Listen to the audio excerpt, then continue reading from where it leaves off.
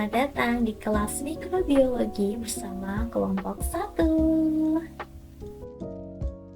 Ibu, hari ini kita mau belajar apa? Hari ini kita akan belajar keanekaragaman jenis bakteri.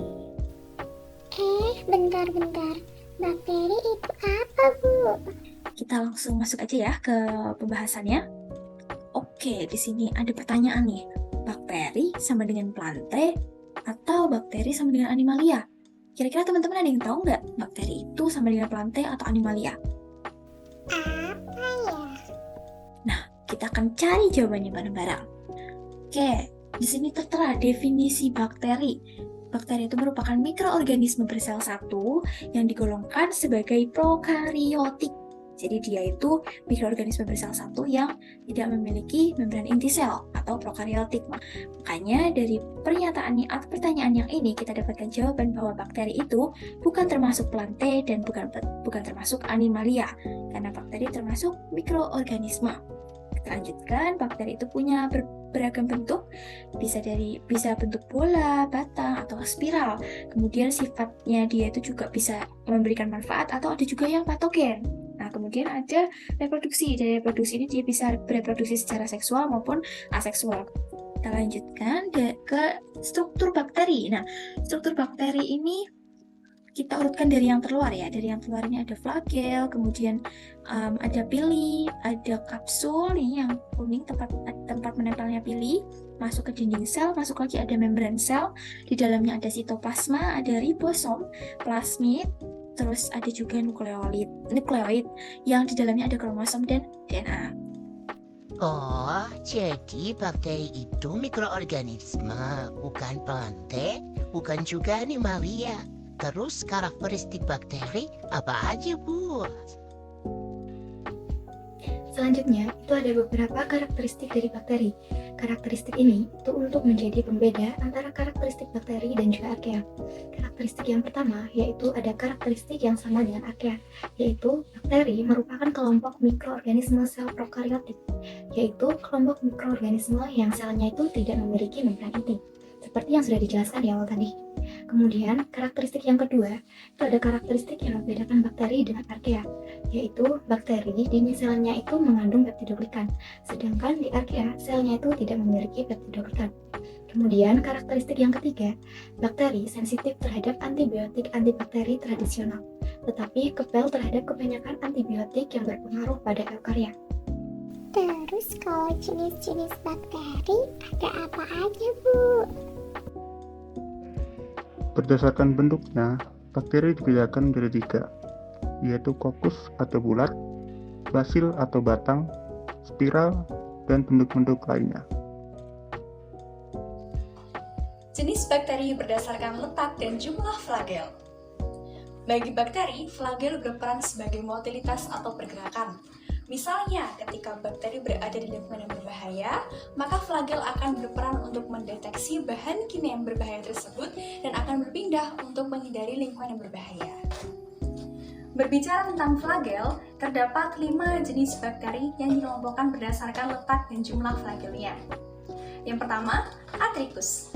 Tricus berarti struktur yang mirip seperti rambut, sedangkan A berarti tanpa, sehingga Atricus merupakan bakteri tanpa rambut atau flagel. Contohnya adalah Lactobacillus acidophilus, yaitu bakteri yang menyebabkan penyakit karies. Yang kedua adalah Monotrichus. Mono berarti satu, sehingga Monotrichus merupakan sebutan bagi bakteri yang memiliki rambut tunggal di satu kutub saja. Contohnya adalah Vibrio cholerae, yaitu bakteri penyebab infeksi diare. Yang ketiga adalah Lopotrichus. Lopo atau dalam bahasa Inggris disebut sebagai crest yang bermakna struktur seperti jambul, yaitu berupa kumpulan dari rambut, sehingga Lopotrichus merupakan sebutan bagi bakteri dengan kumpulan rambut di satu kutub saja.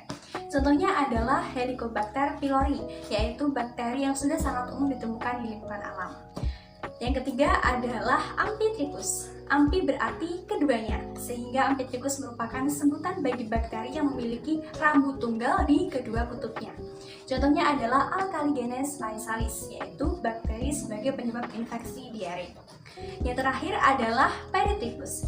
Peri berarti di sekelilingnya, sehingga periticus merupakan sebutan bagi bakteri dengan flagel yang mengelilingi seluruh sel. Contohnya adalah Salmonella enterica, yaitu bakteri sebagai penyebab penyakit infeksi kandung kemih.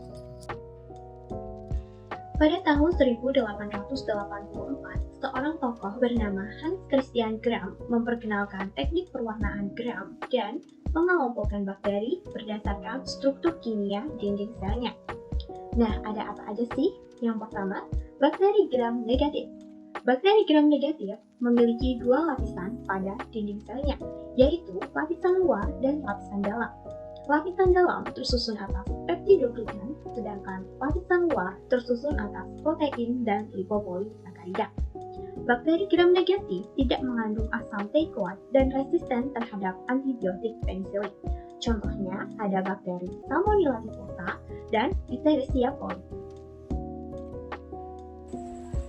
Selanjutnya, kita akan membahas mengenai jenis mikroorganisme berdasarkan kebutuhan oksigen.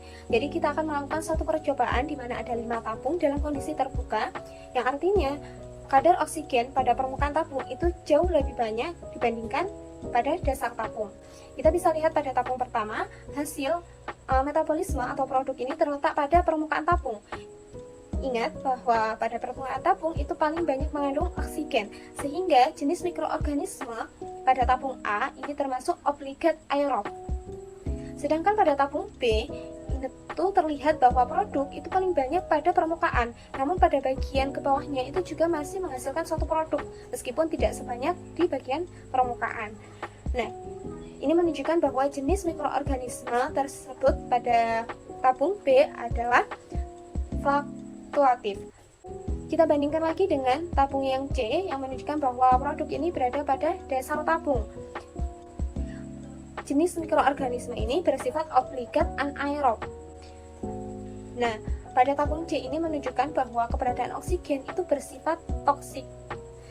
Kemudian jika dibandingkan dengan tabung D yang menunjukkan bahwa produk ini tersebar merata dari semua permukaan pada tabung, ini menunjukkan bahwa jenis mikroorganisme pada tabung D adalah aerotolerans aerob. Pada tabung E, ini hasil produknya berada di tengah, yang menunjukkan bahwa jenis mikroorganisme pada tabung E adalah mikroaerofilik. Mengapa ada 5 kelompok mikroorganisme tersebut?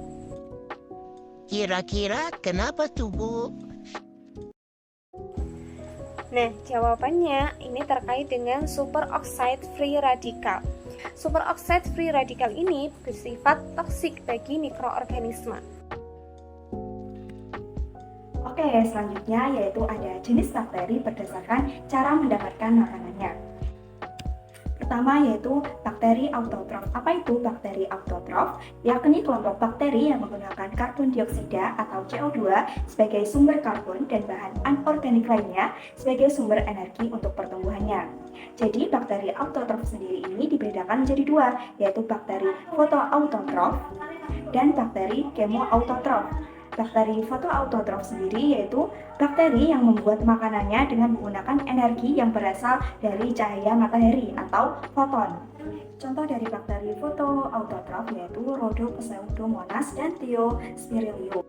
Selanjutnya, bakteri kemoautotrof yakni bakteri yang membuat makanannya dengan menggunakan energi kimia dari bahan yang ada di sekelilingnya. Contoh dari bakteri kemoautotrof ini ada Nitrobacter dan Thiobacillus. Selanjutnya yaitu ada bakteri heterotrof, yakni bakteri yang tidak dapat membuat makanannya sendiri, melainkan memperoleh nutrisi dan makanan yang berasal dari organisme lainnya. Contoh dari bakteri heterotrof ini ada E. coli dan juga Bacillus subtilis.